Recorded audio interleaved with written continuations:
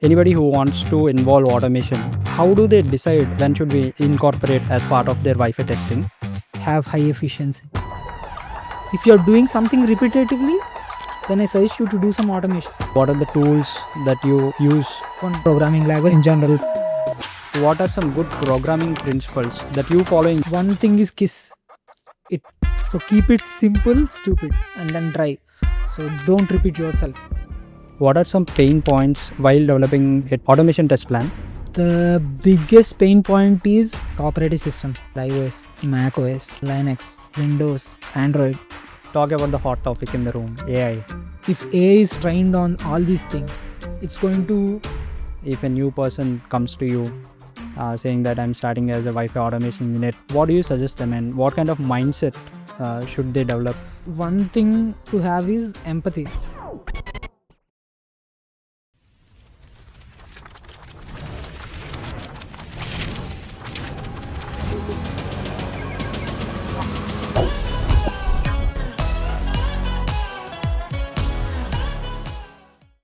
Hey everybody, welcome to another episode of Weekly Wi-Fi Wisdom podcast series, where we talk everything about Wi-Fi and the tech that surrounds it.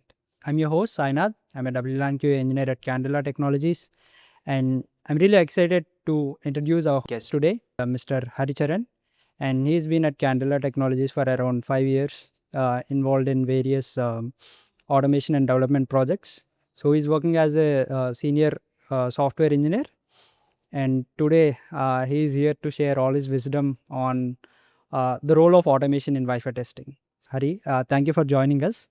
Thank you for having me here. And finally, we're having some automation related podcast here, and I'm finally happy. Yeah, I'm looking forward to your insights on today's topic. So let's start with the basic question, right? So whenever anybody who wants to involve automation as part of their Wi-Fi testing, so w- how do they decide on when should we incorporate automation and what are the outcomes that one should generally expect?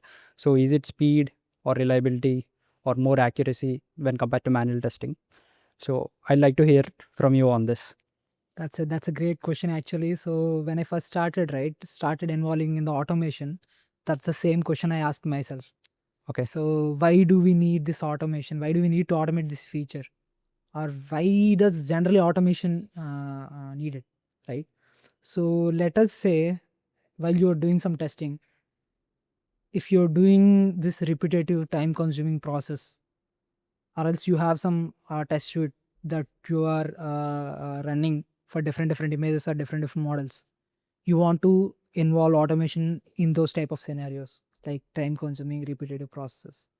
And so yeah, so what you can expect from automation is definitely one is stability, reliability, and then the time, right? A lot of time can be saved, man hours can be saved with automation. So that's the general thing that you think about when you want to involve automation. So if you are having repetitive tasks, let us say in general, even if you want to automate something in your daily life, let us say you are using your VPN, right? Sometimes for our Linux laptops we do systemctl start VPN service. Right. So you are typing this every day for starting stopping. You can just do simple automation here, right? If you put it in areas, and then if you keep it as VPN service equal to VPN service start equal to that command, you can just do VPN start. Yeah. So instead of giving the entire command, we are making it short. Like this, a lot of things can be automated in your daily life itself. So if you're doing something repetitively, then I suggest you to do some automation, even for a manual engineer, even for normal any engineer. They can do this type of automation in their daily lives to have high efficiency. True. And also there is another part, right? So manual testing is sometimes prone to error. It's not always the manual engineer does error, but it can happen. So is there automation particularly helpful in that scenario? Yes. So as you have said, so human error prone to happen, especially if it comes to the real clients. So it's not in our hand. And in general for Wi-Fi testing, we are doing it in RF enclosure, right? Right. So generally, a lot of things are involved in this type of testing. So errors are prone. So when it comes to automation, right, while you are designing and implementing your automation itself, you'll think about all these things like how my environment should be. Right? Some people wanted it to have everything fresh. When you wanted to start your automation test, your environment, your everything has to be clean. So they will reboot, they will power on, power off, everything has to be refreshed type of things has to be done. So if you wanted some these type of stability type of things, so based on your model itself, you will design all these things. You will think of all the factors that you wanted to have while in the pre-test itself. What are the things that you needed? You will do all these type of things for your stability, so that every time if you want to reproduce a bug, right, in this sort of environment, you will have that bug without any like human errors if the test bed is stable. True. And the human cannot do the same process exactly the same time and every time, Yes. which the automation can. Yes. Right. You have been doing this for many years, right? So from your point of view and experience, if somebody wants to get started on Wi-Fi testing with automation, what are the few initial test cases that he or she needs to look into? Yeah. So in general, if you want to start doing some Wi-Fi testing, right, first automation thing that you wanted to do is basic client connectivity. That's what everyone will be doing, has been doing. So basic client connectivity has to be there. And then in client connectivity itself, you can add a lot of other things. Like let us say you wanted to test different securities, different clients, and then different traffic streams you wanted to run while you're doing some traffic. So like a different things can be involved in your basic client connectivity test case itself. Yeah. But even if you wanted to have simple client connectivity like pinging, you can do that. So my suggestion would be to start with the client connectivity and then go to the regression tests.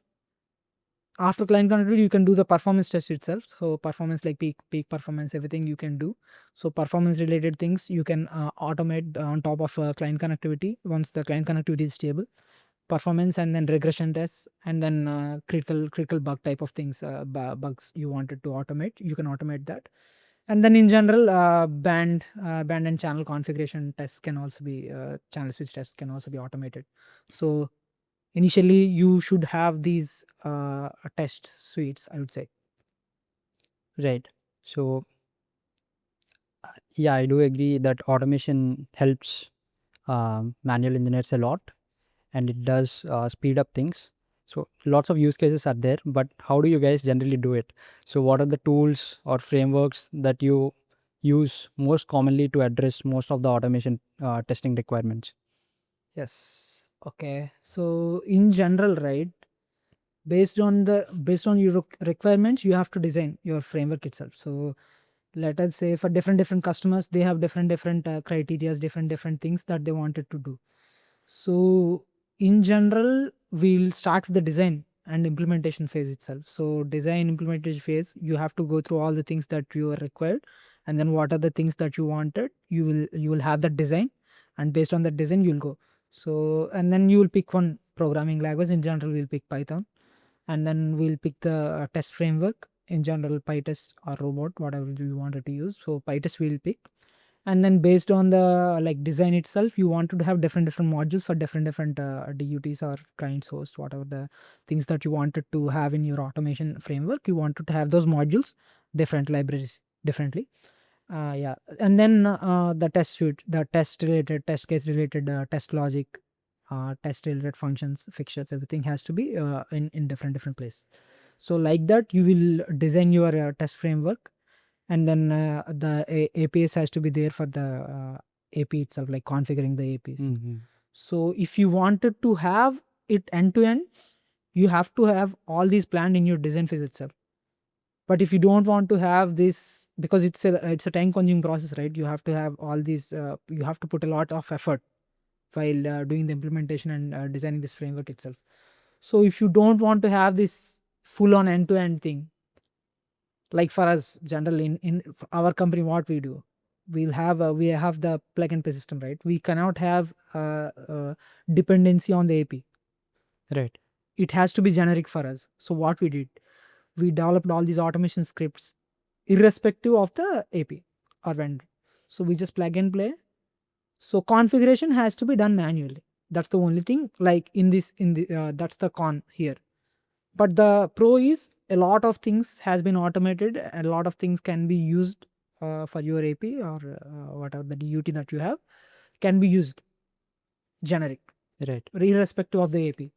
But if you wanted to have this end to end, you will be dependent on your AP configurations, like cloud controller type of things. So a lot of things has to be planned in the initial phase itself. But yeah, if you wanted to have simple like plug and play type of thing, you can just do whatever our company has done with the Landfish scripts.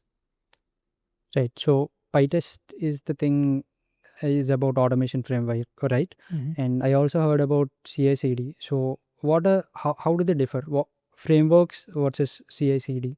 Yes. So yeah, while we are thinking of the design itself, right, we have to have the reporting. So once we have the reports and everything, you have to have your CI/CD, like CI/CD, as you know, continuous integration, continuous deployment, development, whatever you want to say. So it's self-explanatory in a sense that you have your client connectivity test cases. You have this automated.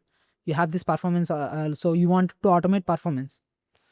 So you have the structure for client connectivity, and you are developing and you are automating performance on top of it, right? Yeah. So continuously you are integrating these features and whatever the other features that you wanted to integrate in your test framework. So if you have wanted to have this continuous integration and development thing, so you wanted to have this type of structure. And if you have these pipelines, so let us say in general we'll use Jenkins or GitHub Actions. So whatever the stable thing that we already have, it will just run that already existing test Right. on top of the changes whatever you're doing. So every time it will check nothing is breaking, right? So if you wanted to have implement some features on top of the thing that we already have, you want to have these type of checks. Right. So you monitor continuously. Yes, for we have stability. Yeah, we'll monitor continuously for every build or every feature that we implement, or else we will also monitor every regression cycle, like regression test, whatever that we have. So these type of CI/CD things can be done from with your test framework. Yeah. Cool. So you mentioned about the APs, configuring them with the APIs.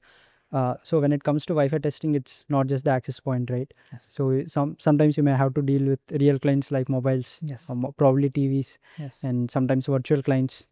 And it's not just AP or clients. Sometimes you may also need to deal with sniffers in between to do packet capture analysis. Yes. And traffic generation tools to emulate traffic. So there are lots of systems involved. So how do you generally automate when multiple systems are involved like this? Great question, actually. So that's when the design phase comes into picture. So while you're designing your automation cycle, right, automation test framework itself, you have to think of all these possibilities, like what are the, like, if you wanted to involve tools, right, you have to have separate section for tools, and then you have to create those functions or APIs or fixtures, whatever you wanted to create. You will create that based on the already existing tools. So let us say you wanted to implement iperf in your test framework. So you're just going to automate that in different functions that will be under tools. You can use that tool iperf, and then other tools as well, similar to whatever you wanted to inculcate. Like let us say you wanted to have this sniffer, right? Yeah. Wireshark packages, T-Shark, whatever the package that is already available, you can do that. So using these packages on Python, you can implement a lot of things. Yeah, in general, we'll use the packages, or else you'll create these APIs for the existing open source tool, and basically incorporate that into your test framework. Okay, so mostly you will use the existing packages if they're already there. Yes. And if they are not, you will develop your own Yes. set of things. Yes. If they're already there, we can just use those APIs, and if they're not there, then you have to do the same way that you do manually. So let us say you wanted to run anything like open a web page, right? Yeah. You can do that using an API, or else you can do that using different like Selenium. You can do that, right? In real client, you will go to the, you will open that web browser and then post that link in the URL section, then click on enter or something like that you can do. So these type of things can be implemented. Right. So yeah, thanks for sharing that insight. Now, given the complexity of Wi-Fi, there are multiple things involved in Wi-Fi itself, right? You have different generations, Yes. you have different bandwidths, you have different types of client devices. So given all this complexity, what are some pain points or challenges for while developing a test plan, automation test plan for Wi-Fi testing suite? Yeah, the biggest pain point is to have different clients like operating systems. So as you know, like for real clients, definitely you have all these different clients, right? iOS, Mac OS, Linux, Windows, Android, all these things are there. So how are you going to implement each and every time? You don't want to invest a lot of time for each and every real client, right? So you have to have a structure for every client. So in clients library itself, you have to have these type of functions fixtures. So you wanted to run for the test suites. So let us say you wanted to have this client connectivity, right? You wanted to run client connectivity on every client, Yeah, Android, iOS, everything. Yeah. every real client, or whatever the client you wanted to run. So set of APIs or functions has to be there. So what are those? Let us say you wanted to connect. So connecting has to be there. Like connected with what you will have. You will have the SSID name, password, security, and all these things has to be there. So these type of parameters and arguments has to be there in that API structure, so that each and every OS can be involved. Each and every real client operating system can be involved in your test suite itself. So while implementing, you have to think of all the parameters that's going to be used. And if you can have, even though sometimes, let us say sometimes we won't use the security for the operating system. Irrespective of the security, it's gonna do for let us say open OEE. Yeah. Those are the same, right? We're not gonna use the security parameter sometimes in some Some cases, operating yeah. system. So irrespective of if we are using it or not, we should have that parameter in all the operating system, because one operating system might not use that, but other operating system will use that, right? But if you wanted to have these generically, you want to pass that in the test logic itself. So it's an automation thing. But yeah, while you are designing your functions or fixtures, right, APIs, you want to have all these things that you will be using for different operating systems, so that while you are implementing all the operating systems, you will have all these features available to you. True. You mentioned different OS, right? So you Yes. might have worked with many operating systems available. Yes. So do you see working with any particular OS is more challenging when compared to the other? Let's say Yes. we have iOS, Android, right? Yeah. Because documentation on both the things is not the same available online. Yes. So what do you have to say in that aspect? Yeah, one thing definitely is iOS is really difficult, because the security is it's a lot more secure, right? They won't give you the APIs that you wanted to have. So while we are developing for the iOS, we have faced a lot of issues. We have to go through a lot of things, like Bluetooth connectivity, say APM. So Bluetooth keyboard that we implemented right now. APM we have also implemented for other customer. So a lot of things has been like researched for this implementation of iOS. Android, it's pretty easy. As you know, ADB, we have the ADB. It's like Linux, right? So Android, it's easy. Windows, iOS, we can use it through the command prompts and everything. But yeah, the most difficult one operating system I would say is iOS, because I would say you can use Appium, or mostly you have to go through create your own app, and then on top of it you have to implement some Bluetooth keyboard type of thing for your automation. And is documentation on iOS well defined like in the ADB, or not great documentation available on that? No, not great, not great, because they will change, right? Yeah. They will change from one version to other version. They will say that this version it has this feature, and the next version they'll stop that. So even though you have some documentation for some of the APIs that are already available, next version it might not work. Yeah, so there are compatibility issues with different versions. Yes, that's the main thing with the iOS. True. Any other major pain points apart from different OS? Pain points, I would say, other than these real trends, right? The main point, everyone would agree with me who has done the automation, that is the testbed issues. Like every once and then testbed related issue will come. Let us say you test is working fine, but after some time, as these are in the RF chambers, the heat temperature has risen. True. So sometimes what happens, personally it happened with me a lot of times. So one time client is not getting connected, so I was debugging it from an automation perspective. It took me like 3 to 4 hours. I'm not understanding why the client is not getting connected, because everything is same. It was working fine previously. I haven't done anything on the client side itself. I haven't changed any functions or APIs on the client side, but the client is not getting connected because of the temperature in the RF chamber. Right. And then one time what happened, we are using this serial connection, right? Sometimes we use this serial connection for automation. So serial cable is not good. This is for the new physical cabling issue will be there. And sometimes if you use the attenuators also, attenuators might not work as you are expecting. So a lot of debugging has to be done for it to be stable in the beginning itself. And once it's stable also, you have to check these other parameters like temperature and so you encounter issues with physical components itself. Physical components, and then these temperature related issues, CPU utilization issues also comes in. Those are the main pain points for us automation engineers, because we don't really know what's happening, especially for this temperature related issues. Like manually we have to go and check, okay, the temperature is really high, we have to open it for some time. Yeah. Now, since you are experienced guy, you have these kind of insights, right? Things that do not actually break in automation, but some external factors.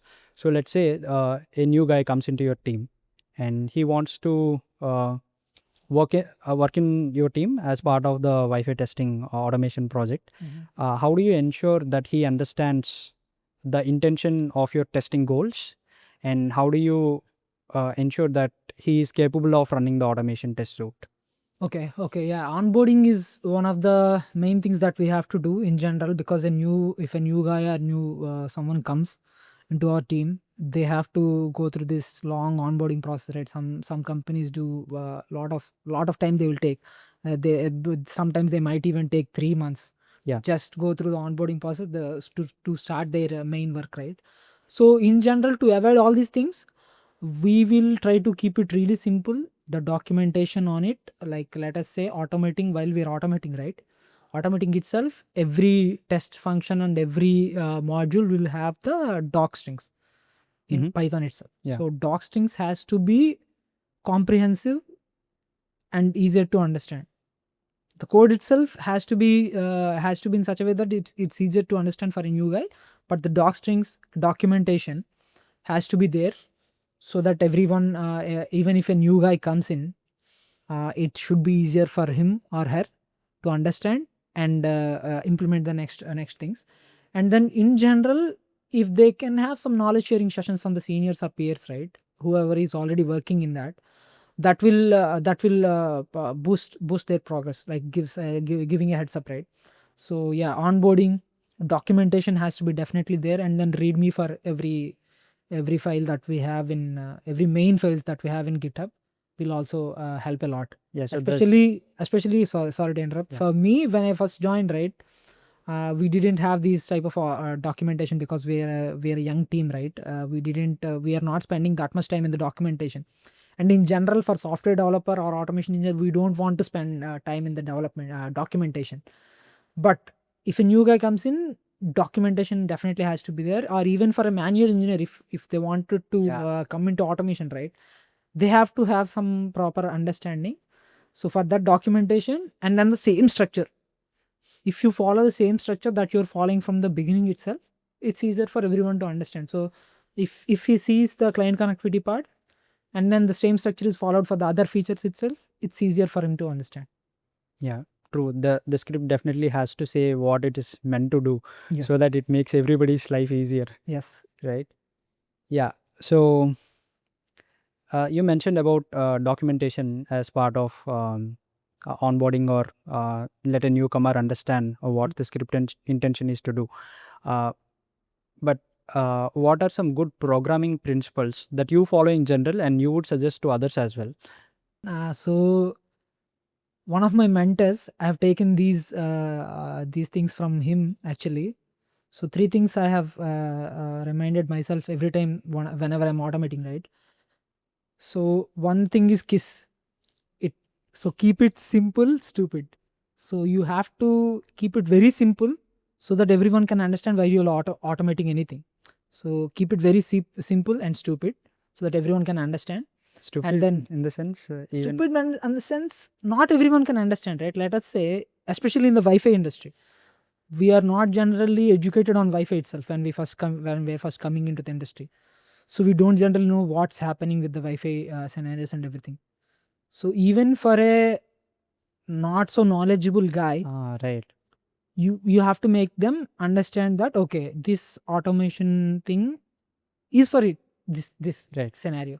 So if you keep it very simple and stupid, it's gonna help a lot. So anybody can understand it. Anybody can understand.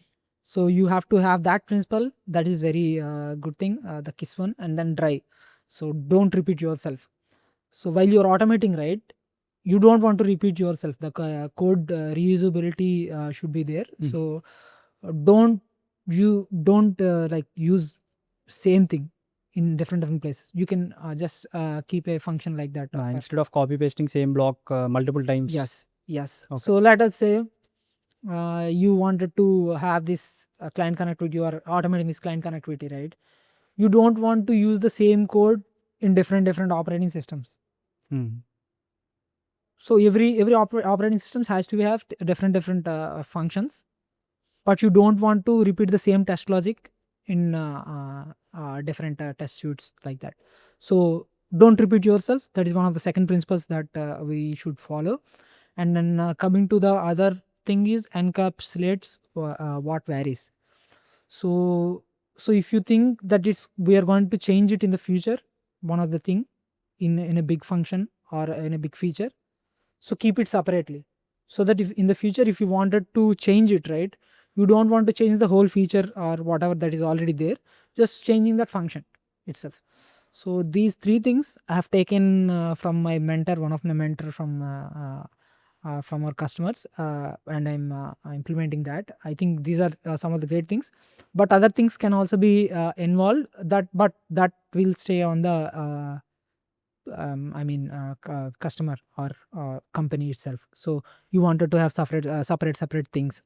So you wanted to have this composition or inheritance like that. So even though we will be using inheritance, you should not sometimes keep the inheritance as a first priority. Sometimes you should keep the composition itself. So like that, it varies. But the main 3 things, if we can have those things for everyone, that will be really helpful while you're starting your automation journey. Yeah, so you mentioned the importance of design phase as part of any development framework.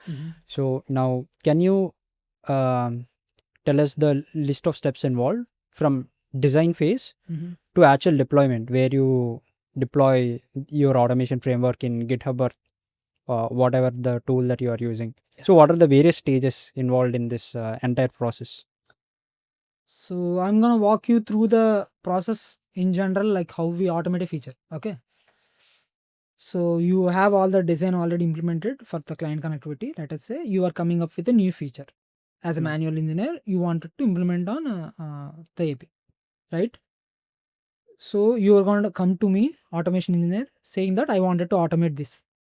You have to automate this feature. Yeah. Because it's gonna be used in the regression and in the upcoming test suites, everything.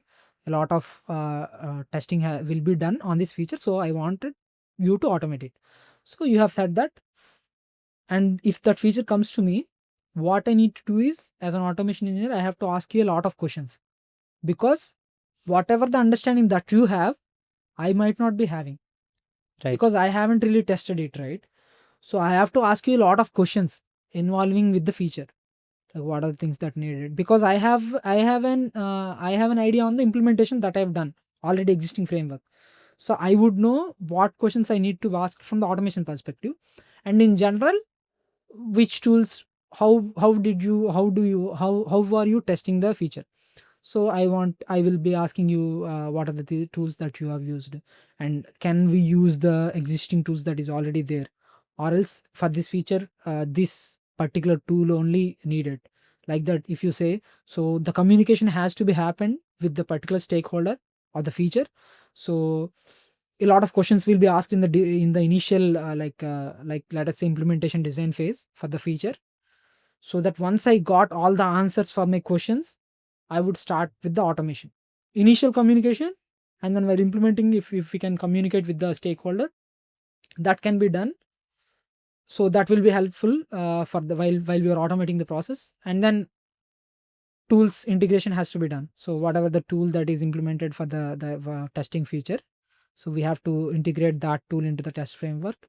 And then once everything is done, the feature automation is done, we have to run some test cases, right? You will be having some test cases. So I need to run that test cases or test suite, whatever that you have given me. And then once the test results and everything is there for with me, I would be giving you the test reports, the manual engineer, so that he has to make sure that everything that he needs is there. Right, once that is done, feature automation is done, and then we can push it to the main. And then CI/CD already there, so we can just create a new job for that test suite, and then manual engineer can run it. As per my understanding, the summary is initial requirements gathering, clear communication Yes. with the appropriate stakeholders, Mhm. and then choosing the right tools as per Yes. the requirements. Yes.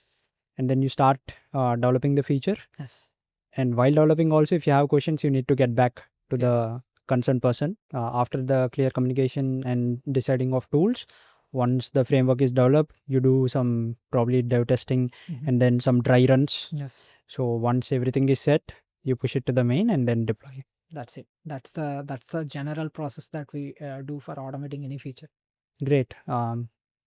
I really like the way you emphasized on the importance of communication. I do think it's important. Yeah. Yeah, and the main thing that I've learned from all these years, right, is communication. So let us say you are a great coder. You can do anything. You can automate a feature that comes to you in 2 to 3 days, let us say. But if you are not properly communicating with the stakeholder, right, so whatever the initial documentation he has given, you have automated that, but he might be missing something in the document. So if that step is the main critical step that both of you has missed, because of the communication not being established between you two, the stakeholders, the automation stakeholder and the manual stakeholder, then it's a big thing. Once you have deployed, once you have automated, once you have invested all this time, if the critical step is missing, then you might need to redo the whole process. Sometimes it's a simple step, sometimes it's just an API plug and play. That is okay. But if it's a main critical step, then if you have to redo all the thing, then it's a pretty bad thing, right, for you to happen. So that's, I would say, communication is very important, especially even with the test bed things. So we have talked about the failure related to the failures, right, in the test bed flakiness. So test bed sometimes might not give you correct things because of the temperature issues or else the cable connection issues. So you have to have this communication with the test bed owner, right? Yeah. Test bed owner, communication has to be there. So if I'm debugging client connectivity issue for 1 to 2 days, I'm wasting my 1 to 2 days thinking that it's a code issue, but it's not really code issue. It's just a test bed temperature issue. Why I've wasted 1 to 2 days? Because I haven't communicated with the test bed owner. Right. If I would have just dropped a message to him saying that, could you please check how the test bed is, if it's working fine manually or not? Yeah. Then it's simple thing, right? The Yeah, true. communication has to be the main factor. Yeah, communication actually helps a lot. I agree. So now let's come to real examples Mhm. of from your experience also. Uh, can you share us an example where automation has caught a bug where manual testing has missed? Yeah, this is a difficult thing to say in a sense that manual testing, right? You can do it 10 times and you might not find a bug because you're doing it very for only 10 times.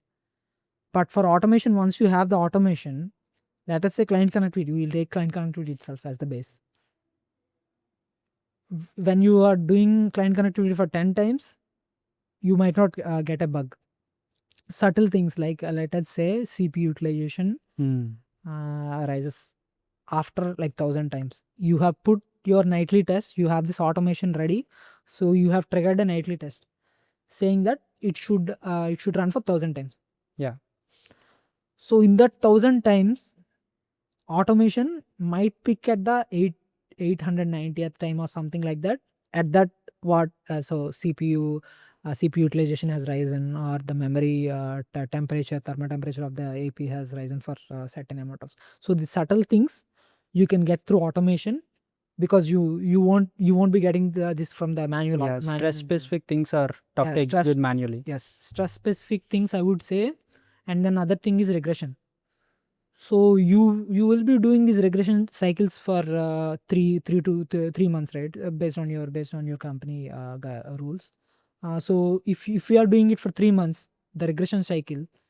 So whenever you are regression testing, I mean running these regression test suite, you might find some bugs which you won't be finding in the manual testing. So I would say mostly these subtle type of things. And then yeah, because of the reliability of the automation, you'll be getting a lot of things like the stress and longevity related test suites will definitely catch a lot of things. Yeah, so now we have talked about all the success or the advantages of automation. I'd like to hear about what's the biggest failure that you have encountered in automation, and what have you learned and how did you overcome that? What do you mean by failure? We never have failures in automation. No, I mean, I'm just it kidding. can have. So yeah, so coming to the automation failures, right? Failure, I would say, as we have already discussed, keeping the test bed stable. So sometimes I mean sometimes the latency issues will be also be there based on the test bed flakiness. Sometimes we'll get the failures. So that's generally not in our hands, because we are keeping the test environment really stable, but after like thousands of times, right, we have to have some type of manual intervention has to be there. So once we get those type of failures, we have to check manually, okay, the test bed is in really good condition or not. So sometimes these type of failures will be there due to the test bed flakiness. And then other things is like going to the real clients.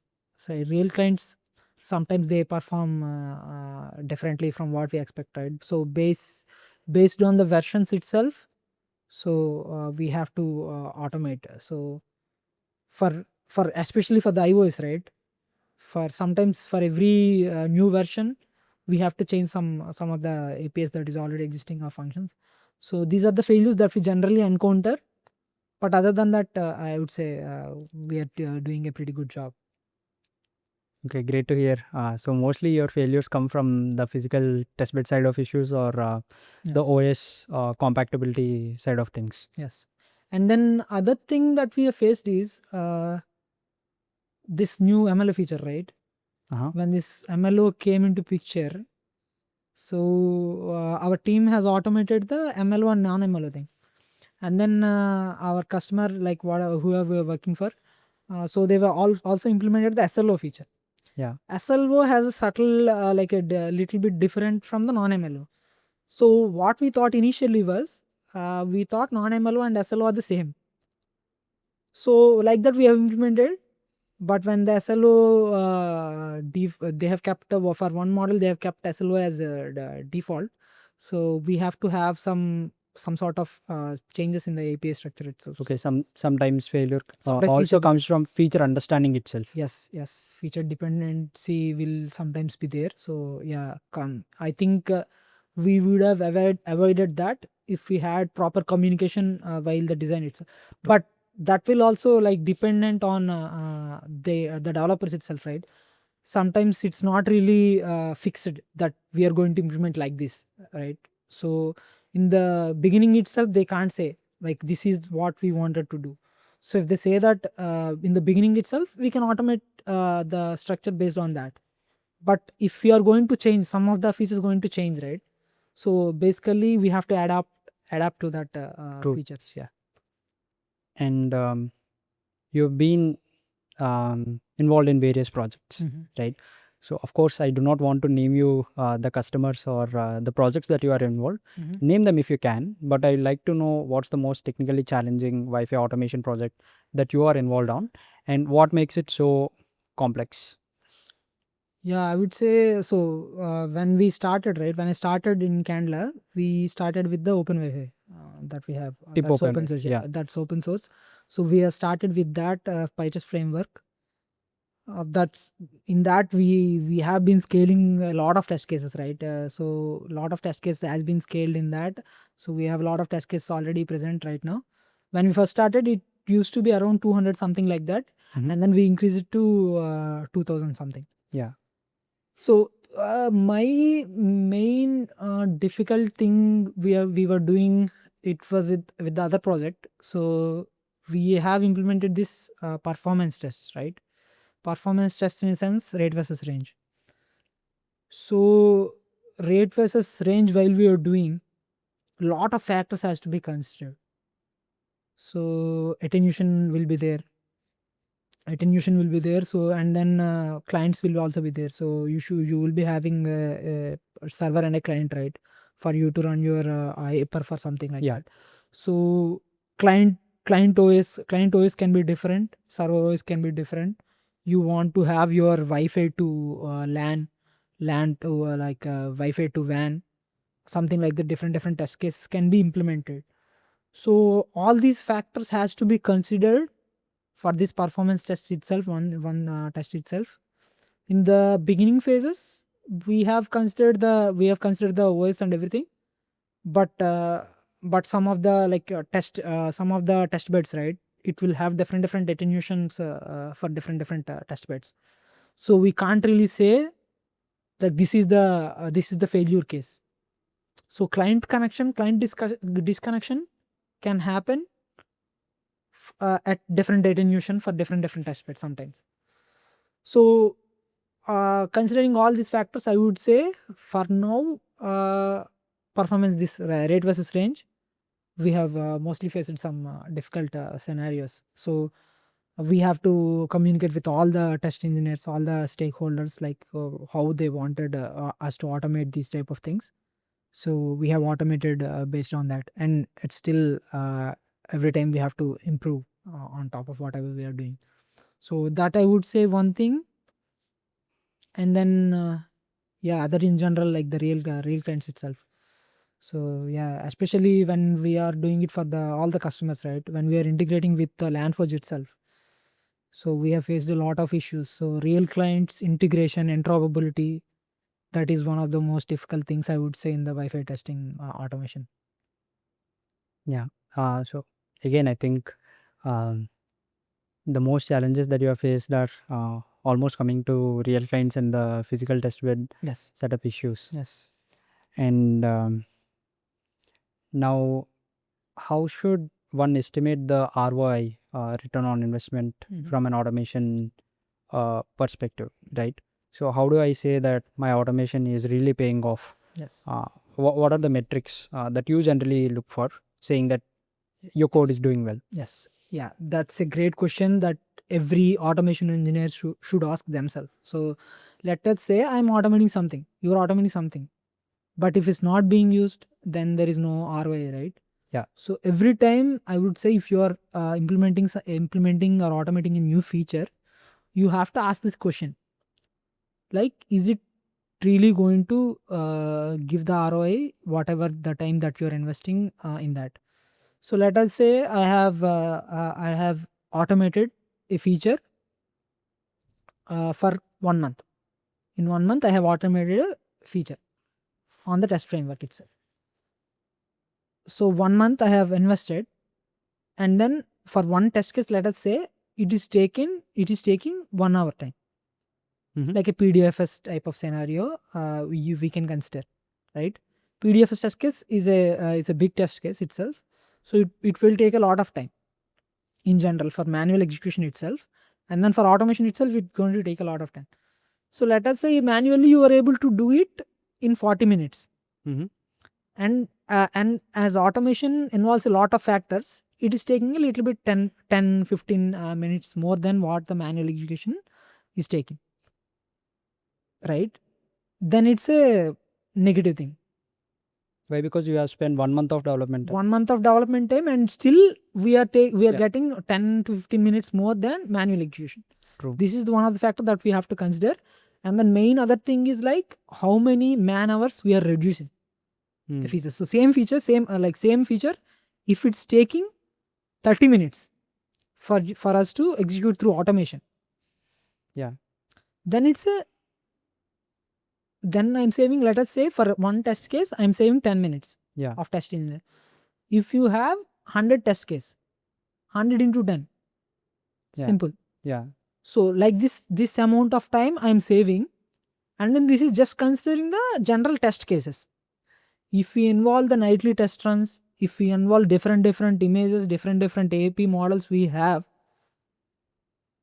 a lot of return we are getting for this feature implementation, right? 1 month that we are spending, we were able to use these in different scenarios. So different test scenarios, different test suites, different regressions across different models, images, everything. And in that itself, we have different securities, different OS, different OS, client, real client OS, and everything, right? So yeah, traffic streams, TCP, UDP, a lot of things can be involved. So a lot of time is being saved on that one True. feature itself. So like that, you have to think like while you are automating it. So that's why you don't really jump into anything that you have.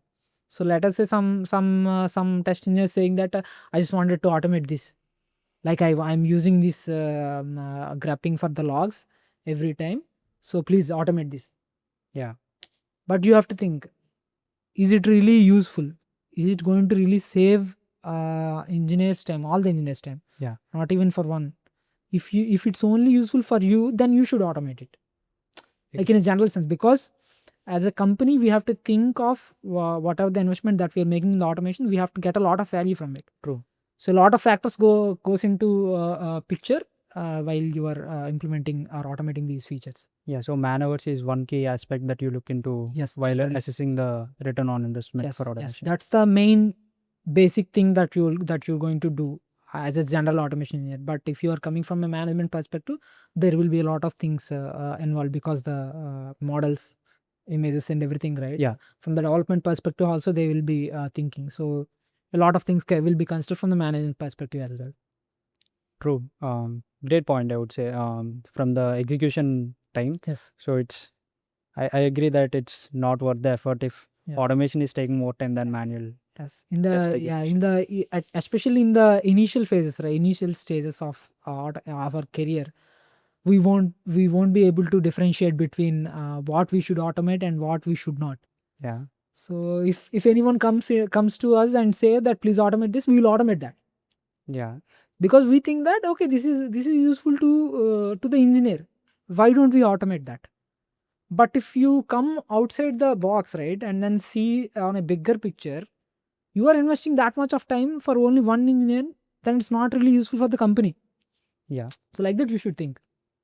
True, and that's where really experience matters, I guess. Yes. Yeah, and now let's talk about the hot topic in the room, AI. Mhm. So we are hearing AI a lot, right, these days. Yeah. Now everybody says I'm a programmer with vibe coding or whatever. So even a person who doesn't know anything about programming can also, with some intuition, he can develop some web pages or things like that. So AI is accelerating in that area. Mhm. So are you also using AI in some way to make much better progress with your automation frameworks? Yes. So absolutely, AI is like the next big thing that is going to be used in the Wi-Fi itself, Wi-Fi testing scenarios itself. Because so from if we come from a efficiency point of view, right? Let us say when we first started, so we used to go to these Stack Overflows, and then we have to go through all the Google forms and everything for just thinking why this error is coming, Hmm. right? Right now we have this AI. If you just give the error, it will tell you why this is happening, because it has all the data and everything. So like the similar way, so while you are implementing, if you are not really familiar with the new syntaxes, you can just get the syntaxes, because not everyone can remember, right, the syntaxes. It's not really worth it to remember the syntax itself. So as AI came into picture, so yeah, the syntaxes efficiency has been improved a lot. And then one thing I would say in the future itself, if you are implementing some AI into your frameworks, so let us say you have this big data, right? 1,000 times of iterations we have done on one test, and then nightly test that we have, and then regression reports that we all these things that we have previously. If AI is trained on all these things, Yeah. on all the data that we already have, it's going to give us a lot more insights on what you can do. What are the other things that can be already that has been already implemented in the features, in the automation side, but not in the test cases side. Right. So let us say from the hyper perspective, I have implemented the TCP UDP and everything. Hmm. Hmm. But how much time you are going to run, that will depend on the test engineer's test case itself. So you only wanted to run 60 seconds test case. So AI will give you insights, right? How much time when you are doing the long runs. So if you are doing some stress tests or anything, it will know till which time you can keep the test, so that you will be able to reproduce one of the issues that already happened previously. Like these all sort of insights can be given by the AI itself while you are testing, and then log processing and everything, yeah, reporting side of things. Yeah. So you are primarily using it for faster search and Yes, some analytics from mostly, yeah, data. yeah, mostly for us, mostly we use it for syntax related things. We right now I would say AI is useful for development or something, automation. It's around 50 to 60%, Mm-hmm. because it's not really prone to the errors. You will have the errors. You can't just copy paste it, True. because only we automation engineers know why we are facing this issue. Sometimes what they will think, if a new guy comes in, they wanted to go into the automation, right? They'll just copy paste whatever the chat GPT or what other AI platforms we have they're given. They'll just copy paste and they will try to run it. But for us to go to the next phase, right, you have to do a lot of debugging. Yeah. A lot of debugging has to be involved, and you should have some knowledge on whatever the things that you're doing. So right now I would say it's around 50 to 60% helpful Mhm. for any new person that's coming into automation side. But in the future, most definitely it is going to go to 80 to 90%, I would say. Yeah. So you think AI is going to be a very key aspect in further developments? Yes, because even though we don't wanted to acknowledge that, say simply, that's what I'm saying, right? When I first started, we used to go through this stack of everything. True. It used to take a lot of time for us just to debug one of the issues or implement a new feature. Right now it's really simple. Yeah. At least the debugging part of thing, you can do it. At least the syntaxes for the new implementation, you can get it pretty fast. So efficiency has been increased, and it's going to increase a lot because it's training, right? Yeah. I think that's a very interesting perspective on AI helping you with debugging the code than rather developing the code itself Yes. at this stage. Yes. Finally, so if you have already given some insights, but I'd like to ask this: if a new person comes to you saying that I'm starting as a Wi-Fi automation engineer today, and I need suggestions or advice from you, what do you suggest them, and what kind of mindset should they develop to Yes. go forward in this journey? Yes, that's a great question actually. So definitely I would say one thing that you have to have is empathy on Wi-Fi and yourself, because we have to spend a lot of time on a feature for us to get some understanding, and to understand that it's an issue. Sometimes we'll just think like, okay, this is an issue on episode, but that might not be an issue on the episode. That might be an issue from the cabling or Wi-Fi network itself, right? Network itself, from the cabling side, or else the ISP side of things. So you should have a very great understanding of the feature that you are testing, and then empathize with yourself that some things can be happen from the test bed while you are preparing the test bed itself, and then from the other factors itself. So this thing, empathizing, has to be there, one thing, so that you shouldn't take too much pressure on yourself, saying that, okay, I'm testing this feature for a long time, I'm still not getting proper bugs in the initial phases, at least, because for you to get that understanding, it's going to take some time. So once you get that idea, once you get that repetitive process in your hand, and once you got to know some issues that's really happening on the Wi-Fi side itself, then it will be pretty easy for you. But in the initial stages, it's going to take a lot of time, and it's going to put some pressure on your mindset. Like, am I in the right space or not? Am I doing correctly? Yeah, even for the manual engineer, right? Even for the manual engineer, because as an automation engineer, we are like manual engineers. We have to do a lot of things. So a lot of debugging has to be done. So we are dependent on the manual engineer itself. So manual engineer has to do a lot of research on the feature itself to understand the errors and everything, so that they can help us in automating that thing. So yeah, empathy with the manual engineers, so that they can understand, like automation engineers has to understand the manual engineers pains. So we should be able to give you everything that you want on a single click of button. Yeah. So that thing, empathizing with the manual engineers, has to be also there. And then other thing is like debugging, man.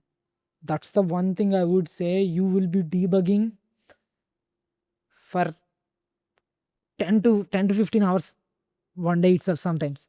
Okay, so it's like you spend more time on debugging rather than writing your code. Yes, that's going to be, everyone is going to agree with me on this, because debugging itself, it's going to take a lot of time for you in this type of networking scenario type of things, right? A lot of factors are involved, especially in the end-to-end things.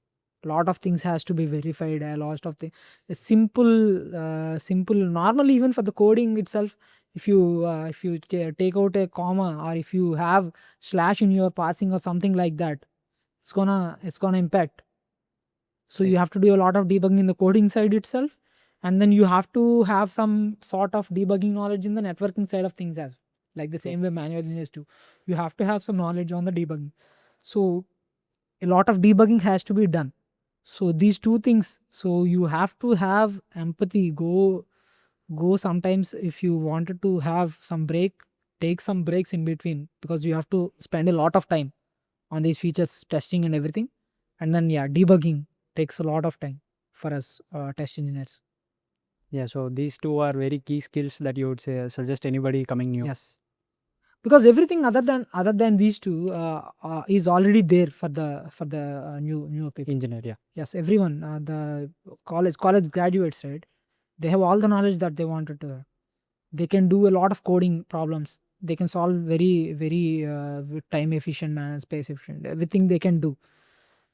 But but this debugging process in the real scenario, right? Once you come into a company professional, then you will understand how much time it's taking. That's when the real time process, that's when your debugging skills comes into picture, because whatever the things that you have done in your college projects, that is helpful but not really helpful. Right. Yes, so I would say these two in general should be there, because other things are already available. Yeah. Great.